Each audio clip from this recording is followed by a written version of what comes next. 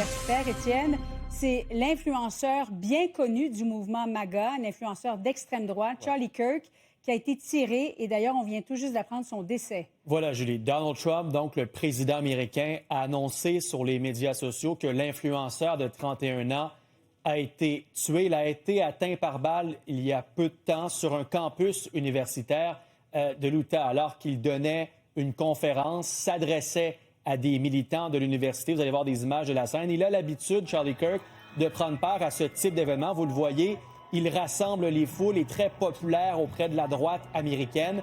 Il entamait une tournée de 14 campus universitaires cet automne et à chacun de ces événements, il attire plusieurs foules. À un certain moment, il y a eu un coup de feu qui a créé carrément un mouvement de panique dans la foule des personnes qui étaient rassemblées sur place. Il est un proche collaborateur de Donald Trump, même que le président lui a donné le crédit pour le vote sans précédent des jeunes républicains lors de la dernière campagne électorale en 2024. Rapidement, les personnes soulevant de la panique ont quitté le campus. Écoutez bien ce qu'avait à dire un témoin de la scène.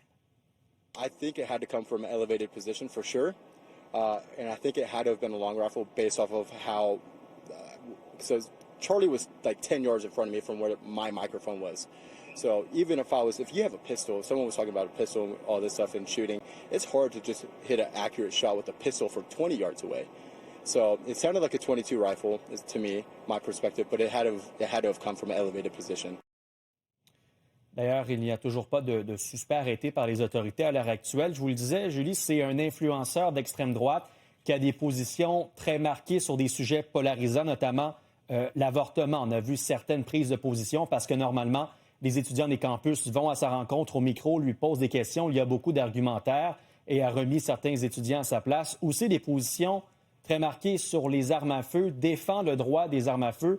Et ce qui est assez particulier de cette scène, c'est quelques instants à peine avant que Charlie Kirk soit atteint par balle sur ce campus en Utah, il répondait à une question d'un étudiant sur le phénomène des tueries de masse aux États-Unis. Écoutez bien ce qu'il avait à dire en 2023, donc il y a 2 ans, sur l'importance de défendre le droit des Américains de posséder une arme à feu.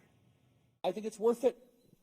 I think it's worth to have a cost of, unfortunately, some gun deaths every single year, so that we can have the Second Amendment to protect our other God-given rights. That is a prudent deal. It is rational. Donc, c'était sa position à l'époque. Évidemment, partout aux États-Unis, peu importe tant les républicains que les démocrates condamnent cet attentat aujourd'hui alors qu'il a été assassiné à l'âge de 31 ans. Et on parle sans cesse du fléau, du problème des armes à feu aux États-Unis. Imaginez, depuis janvier, depuis le début de l'année, la 46e fusillade dans une école américaine, que ce soit une école primaire, secondaire ou encore une université. Merci, Étienne. À plus tard.